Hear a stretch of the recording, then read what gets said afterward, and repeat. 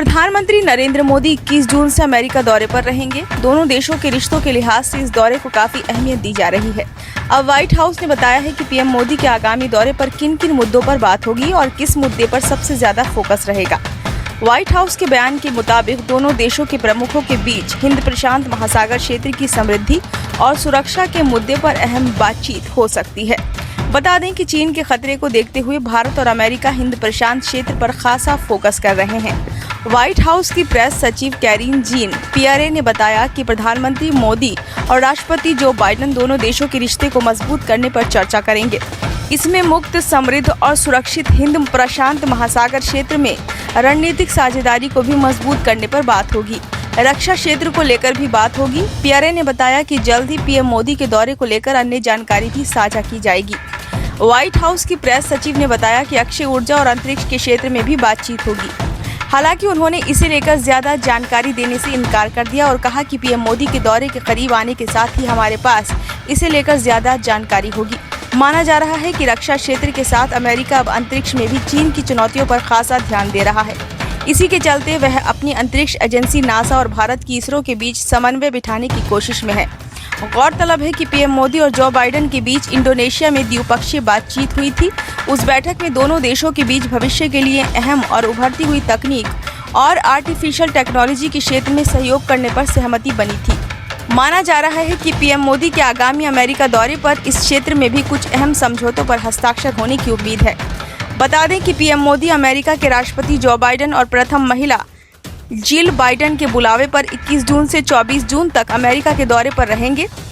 इस दौरान वह 22 जून को अमेरिकी संसद के संयुक्त सत्र को भी संबोधित करेंगे। अमेरिकी संसद के संयुक्त सत्र को 2 बार संबोधित करने वाले पीएम मोदी देश के पहले नेता होंगे। बता दें कि इससे पहले साल 2016 में भी अपने अमेरिका दौरे पर पीएम मोदी वहां की संसद के संयुक्त सत्र को संबोधित कर चुके हैं। ब्यूरो रिपोर्ट, नई दिल्ली। अंतरिक्ष अनुसंधान संगठन यानी कि इसरो ने सोमवार सुबह भू स्थिर उपग्रह प्रक्षेपण यानी GSLV से नेविगेशन सैटेलाइट नाविक NVS-1 को प्रक्षेपित कर दिया। यह सैटेलाइट खासकर सशस्त्र बलों को मजबूत करने और नौवहन सेवाओं की निगरानी के लिए बनाया गया है। भारत के अपने पोजिशनिंग सिस्टम नाविक से लैस होकर जवान और सशक्त व घातक होंगे। नाविक अमेरिकी ग्लोबल पोजिशनिंग सिस्टम यानी कि GPS का जवाब है। नाविक का इस्तेमाल स्थलीय, हवाई और समुद्री परिवहन, लोकेशन आधारित सेवाओं, निजी गतिशीलता, संसाधन निगरानी, सर्वेक्षण और भूमिगत वैज्ञानिक अनुसंधान, समय प्रसार और आपात स्थिति में किया जाएगा। भारत अंतरिक्ष अनुसंधान संगठन यानी इसरो ने भू स्थिर उपग्रह प्रक्षेपण यान GSLV से नेविगेशन सैटेलाइट नाविक को प्रक्षेपित करने की तैयारी पूरी कर ली है। वैज्ञानिकों ने सोमवार को प्रक्षेपित किए जाने वाले सैटेलाइट के लिए 27.5 घंटे की उल्टी गिनती रविवार सुबह 7:12 पर शुरू की थी। नाविक अमेरिकी ग्लोबल पोजिशनिंग सिस्टम GPS का जवाब है। नाविक भारत का स्वदेशी नेविगेशन सिस्टम सेवाओं की निरंतरता सुनिश्चित करेगा।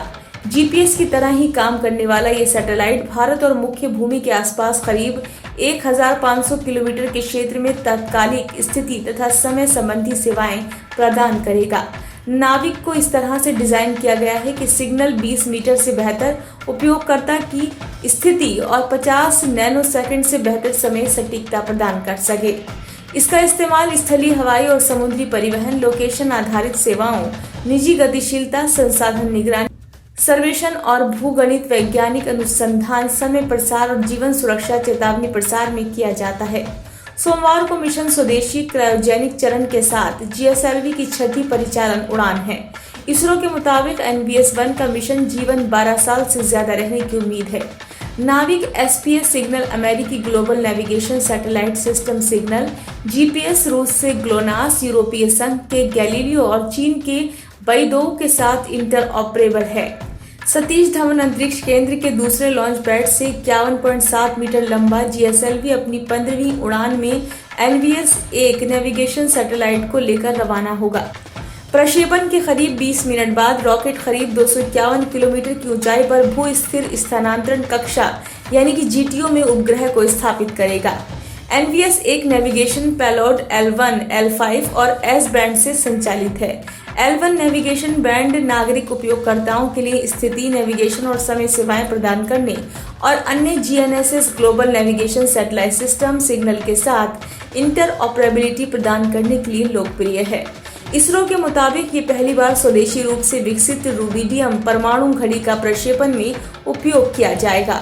अंतरिक्ष एजेंसी के अनुसार वैज्ञानिक पहले तारीख और स्थान का निर्धारण करने के लिए आयातित रूबिडियम परमाणु घड़ियों का इस्तेमाल करते थे। अब अहमदाबाद स्थित अंतरिक्ष अनुप्रयोग केंद्र में विकसित रूबिडियम परमाणु घड़ी होगी। ये महत्वपूर्ण तकनीक कुछ ही देशों के पास है। ब्यूरो रिपोर्ट, नई दिल्ली।